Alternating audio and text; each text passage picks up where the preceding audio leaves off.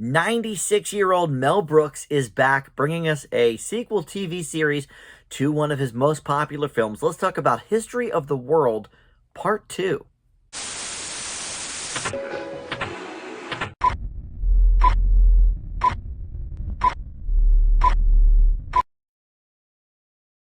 Hey guys, Dan here. This is Dan Reviews It. Welcome to my TV review for the new Hulu series, History of the World, Part 2. This is about 40 years in the making. The original film came out in the early 80s, and maybe not up there with some of Brooks's most popular, Blazing Saddles, Young Frankenstein, Spaceballs, but there is definitely a soft spot for this movie for a lot of people in my era, my generation.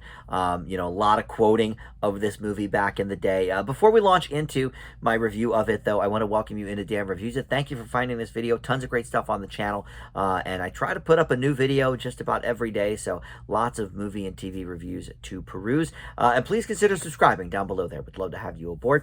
All right, let's talk about this TV show. It was listed as a 4-day sort of, event series, so it's all up on Hulu now, 8 episodes total, which we'll get into. Maybe that's too many episodes. But Mel Brooks appears in the intro of episode 1. He also is the narrator throughout the series. Look, the guy is still spry as ever and sharp-witted, and just so great to hear his voice again, and see him a little bit. But he has tapped some of the hottest comedy minds of today, including Nick Kroll, Wanda Sykes, and Ike Barinholtz. They are sort of the main team of writers, along with Mel Brooks, for this series. But the cast of characters, and the three that I mentioned, Barinholtz, Nick Kroll, and Wanda Sykes, they appear doing various characters throughout this series. But there are a ton of cameos and guest appearances from everybody. I mean, Seth Rogen, Jack Black, some guys from Jackass crew are here. Marla Gibbs from the old Jefferson show, she makes an appearance. So there's Danny DeVito, Richard Kind. There's so many people, all over this thing. So this is, if you're not familiar necessarily with the original History of the World Part 1, it was, a skewed history kind of thing. Before they did things like Drunk History, they had History of the World Part 1, and it's sort of, bringing in some modern day humor, with some, historical events.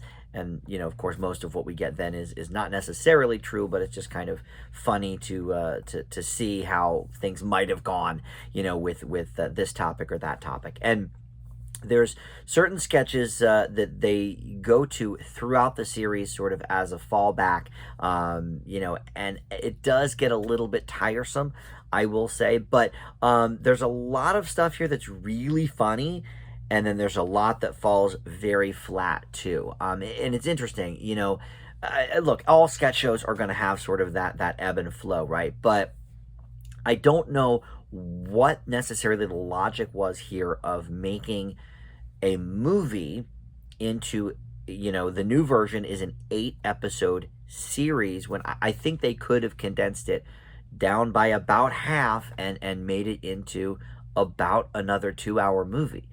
I'm not sure what the logic was there, because I do think they could have excised some of the lower end stuff. And the sketches, from the original movie to now are very kind of similar in their tone. Mel Brooks has a lot of sort of fourth wall breaking, and a lot of toilet humor and fart jokes and stuff like that.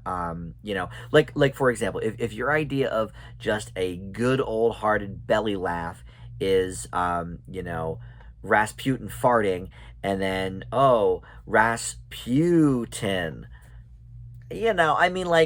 these are gentle jokes, I don't think we're really being that clever here, that creative. I personally am not a huge fan of, fart jokes and poop jokes. I don't know.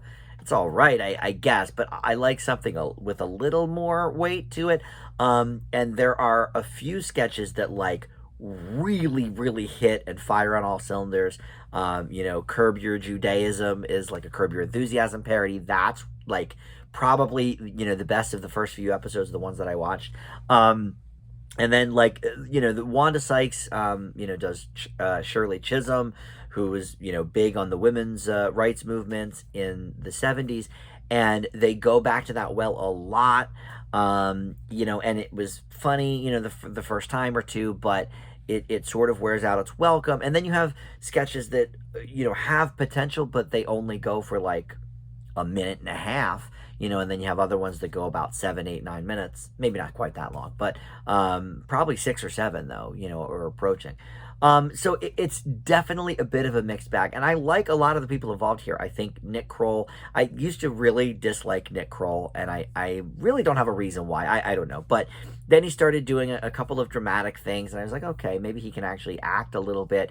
And then I went back and looked at some of the Kroll Show sketches that he did. And honestly, I think the guy's pretty funny.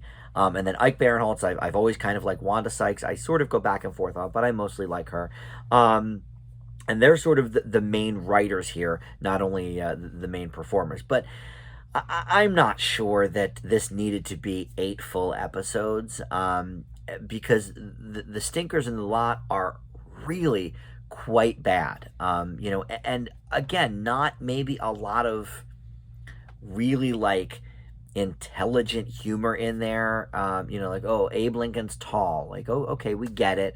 Like he bumps his head, not supposed to be like a big laugh line, a big laugh moment. But then there's other things like, the Romanoff family, and, she's doing a TikTok. So it's like they're definitely bringing in some current stuff to that classic material. I think if you like the original History of the World Part 1, which was also very uneven, by the way, then you'll probably like this. I mean, I've only seen that movie once. I don't know if I've ever even seen it all the way through, if I've just seen, some of the highlight sketches. But there's only a handful of things I really remember from that.